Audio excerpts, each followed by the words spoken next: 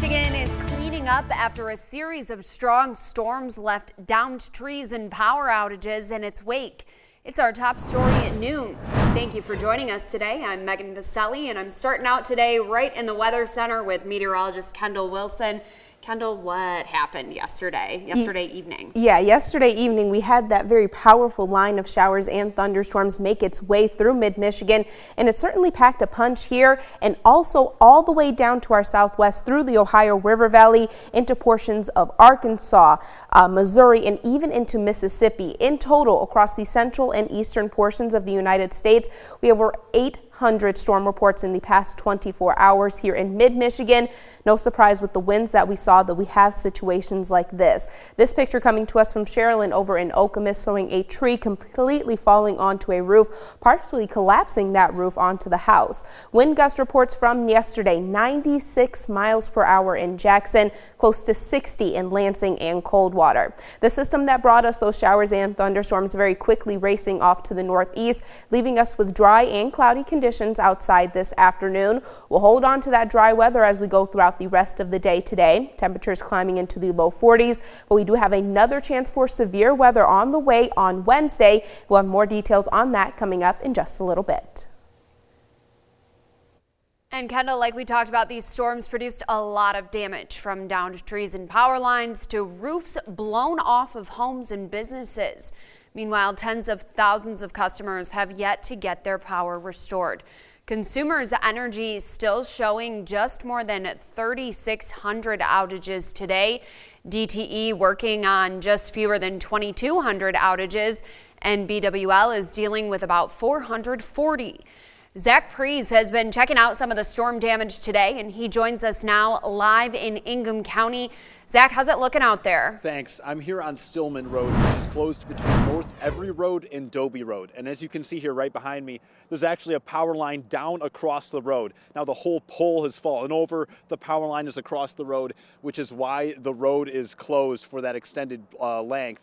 And another thing you can actually see across the road from us right here, you can see there's a residence, and that residence has multiple trees down in the front yard. It looks like it has between 3 and maybe even 5 trees down in the front yard. You can see large chunks of dirt have been pulled up along with the roots as we experienced that extreme wind yesterday.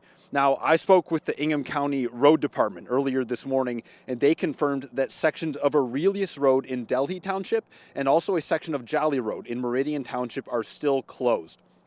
And the Ingham County Road Department, they also told me that there are at least 15 roads in Ingham County alone that are still closed, but they told me that that number is in reality probably actually much higher. Now we're going to be driving around and finding out some of this damage for ourselves as the afternoon goes on, and we'll make sure to have more for you on that later tonight on 6 News at 6. Back to you. Zach, thank you for that live report. Severe storms also slammed much of western Michigan, and new at noon we've learned all 3 people who died in Kalamazoo County when a tree fell on their car were children. It happened just after 5:30 yesterday evening in Climax Township. The Kalamazoo County Sheriff's Office says that's where a tree fell on a car with a family inside. We're told a 2-year-old girl and her 4-year-old brother were killed, as well as their 11-year-old cousin. Meanwhile, 3 other family members were hospitalized. 2 of them now are stable and 1 remains in critical condition this afternoon. And Potter Park Zoo is closed today as crews clean up from the storm. Thankfully, zoo officials say the damage is minimal, all the animals are safe, and they expect to reopen tomorrow. As always, be sure to stay with 6 News on air, online, and on our free 6 News app as we continue to follow the damage and cleanup from Sunday's severe weather. Meanwhile, thousands of people are dealing with power outages up north as well after a major ice storm hit the region. Take a look at these pictures from Michigan State Police showing their cruisers covered in ice. Governor Gretchen Whitmer has activated a state of emergency operations center to monitor the situation and coordinate recovery efforts between government officials and the private sector. And today, people still are being told to avoid travel if possible. President Donald Trump's new tariffs take effect this week, including a 25% import tax on most foreign-made cars and auto parts. This comes as a new CBS News poll shows more than half of Americans believe the president is not focusing enough on lowering prices. Natalie Brand is here for you with the latest from the White House. Some shoppers spent the weekend test driving cars looking for a deal before a 25% tariff on foreign vehicles and auto parts takes effect later this week. This is just creating confusion and apprehension in the market, and that's not good for our industry. The Trump administration maintains tariffs will spur manufacturing at home, bringing more auto jobs back to the U.S. Sean Fain, president of the United Auto Workers Union, praised the move. There is plenty of opportunity for these companies to do the right thing and bring work back here overnight, just as quick as they shipped it out of here. The planned auto tariffs are in addition to reciprocal tariffs that President Trump is set to announce Wednesday on countries that impose duties on U.S. exports. A new CBS News poll finds most Americans believe the president is focused too much on tariffs, not enough on lowering prices. In the poll, only around a quarter of Americans say the president's policies are making them financially better off. The survey also shows the president's approval rating at 50% as he talks about a third term, which is currently barred by the Constitution. I have had more people say, please run again. They said, we have a long way to go before we even think about that. The 22nd Amendment, added in 1951, prohibits a president from serving more than 2 terms. Natalie Brand, CBS News, the White House. A man is in the hospital today with serious injuries, and another is in custody after a stabbing in Jackson County's Summit Township. The sheriff's office says it happened just before 8 o'clock last night on Francis Street near Hollis and Palmer. Deputies arrived to find a man who'd been stabbed in the chest and stomach and later found and arrested a man who they say is a suspect. Investigators believe it all started with a fight over money. From Storm Tracker 6, this is Weather First, sponsored by Auto Owners Insurance. Simple human sense.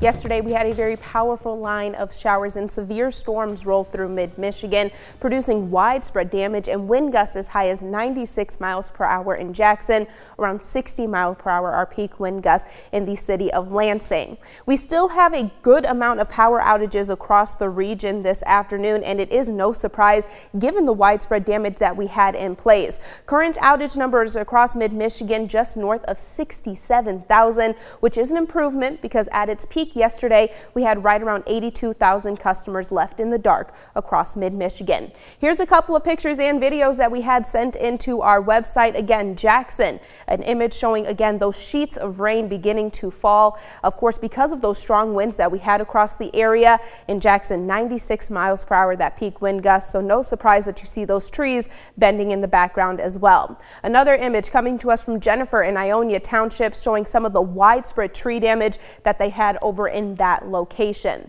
Good news is the threat for severe weather completely exiting the region, very quickly racing off to the northeast. We do have some cooler temperatures in place across mid-Michigan this afternoon, but we do have drier conditions in the forecast for the rest of the day as well. A look at that widespread cloud cover here in the city of Lansing. In terms of temperatures, we are at 37 degrees, feeling like we are in the upper 20s with winds at 12 miles per hour coming out of the northwest. Over in Grand Ledge, currently at 38, feeling like 37. That peak wind gust only up to 28 miles per hour since midnight. 36 over in Jackson, feeling like we are at 29 degrees, winds at 9 miles per hour at this point in time. And another look at the widespread cloud cover in Hillsdale, current and feels like temperature both sitting at 37 degrees. Precision Cast is going to keep us dry as we go throughout the next few days here. We're going to hold on to cloudy or mostly cloudy conditions as we go throughout the rest of our Monday. We decrease that cloud cover overnight tonight, and we actually have a lot of sunshine in the forecast for the first half of our Tuesday. By Tuesday evening, that cloud cover will begin to increase across the area ahead of our next system. Temperatures Tuesday night into early Wednesday morning falling down into the mid-20s, and we could have a couple of isolated flurries across the region. By late Wednesday morning, a warm front very quickly lifts through the region, giving us another chance for showers and thunderstorms not only Wednesday afternoon, but also another line of storms rolling through Wednesday evening. And we do have to keep an eye on this next system for another potential for severe weather. Speaking of, Storm Prediction Center currently has areas right along and south of I-96 in that enhanced or level 3 risk for strong to severe storms. In that yellow shaded region, that's a level 2 risk. And as of right now, it looks like all hazards will be in play, including strong damaging wind gusts, large hail, and we can't completely rule out an isolated tornado. We'll have more information on that system in the next few days. High temperatures today topping out in the low 40s. Our 6-day forecast shows we are going to stay in the 40s for high temperatures tomorrow, but a lot more in the way of sunshine. A weather aware day currently in place for Wednesday due to the potential for more showers and severe storms. We dry things out in the second half of the work week. Notice those temperatures do start to cool down just slightly by Friday and into the weekend, but still overall just slightly above average in the mid to low 50s. Yeah, it was a lot yesterday for sure. For sure it was. Yeah, so I mean, we could hear the wind gusts and even the rain and hail outside of the station, and all the damage pictures coming in does have me a little bit concerned for more damage on Wednesday. Yeah, and we talked about earlier the number of outages, but I mean, that's, 3,000 outages. It's still 154,000 plus customers without power just for consumers. And so I know there's crews out there working hard. And as always, if you see a down power line, give someone a call. Don't go near it. Yes. All right, Kendall, thank you. Well, coming up at noon, time is running out to find survivors after the deadly earthquake in Southeast Asia. We'll have the latest on the rescue and recovery efforts. So keep it